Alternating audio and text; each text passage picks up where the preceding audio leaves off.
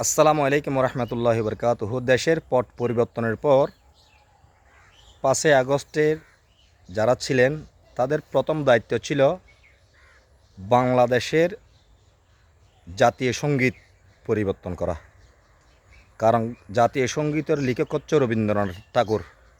আপনাদের যদি ঈমান অতটুক মজবুত থাকতো, রাষ্ট্রীয় ধর্ম ইসলাম, সাথে সাথে আমার সোনার বাংলা আমি তোমায় ভালোবাসি এটা জাতীয় সঙ্গীত না রেখে একটা ইসলামী সঙ্গীত সংযোজন করা। তো আমরা তো এখন আছি মুসলমান হয়ে মুসলমানকে কিভাবে নিধন করা যায়, মুসলমান হয়ে মুসলমানকে কিভাবে পথে বসানো যায়, মুসলমান হয়ে মুসলমানকে কিভাবে ধ্বংস করা যায়, আমরা এই কাজে ন্যস্ত আছি।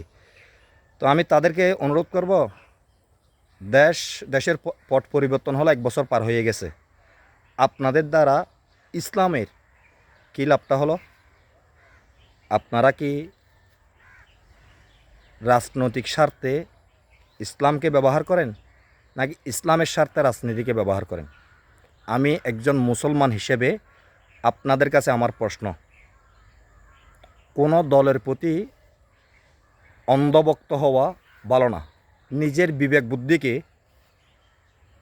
কাজে লাগিয়ে নিজের চিন্তাভাবনাকে উদ্ধার করে আমার কথাগুলি আপনি চিন্তাভাবনা করে দেখবেন। পূর্বের সরকার বর্তমান সরকারের চেয়ে ভালো ছিল, এটা আমার কথা না, সাধারণ জনগণের কথা। আমি একটা দলের কর্মী, আমি সেই দলের প্রতি অন্ধভক্ত না হয়ে আমার দলের ভুল হলে সেটা আমাকে পর্যালোচনা করে দেখতে হবে। আমার দলের ভুলটা সঠিক বলে চালিয়ে যাওয়ার নাম হচ্ছে জাহলিয়াতের পরিচয়, মূর্খতার পরিচয়, অজ্ঞতার পরিচয়, জ্ঞান পাপের পরিচয়। তো অনুরোধ করব,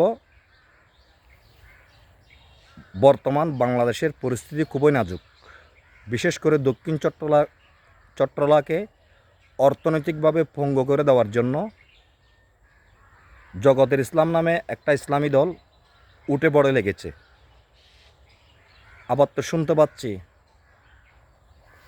গত আওয়ামী লীগের আমলে যত টাকা পাচার হয় নাই ইসলামী ব্যাংকের মাধ্যমে, তার চেয়ে বেশি টাকা পাচার হয়েছে। তাহলে এটা কি দেশের অর্থনীতির জন্য শুভ সংকেত নাকি আসনের সংকেত? এটাও আপনাদের মনে রাখা একান্তই প্রয়োজন বলে মনে করি। তো দেশের স্বার্থের জন্য কেউ আসলে কাজ করে না।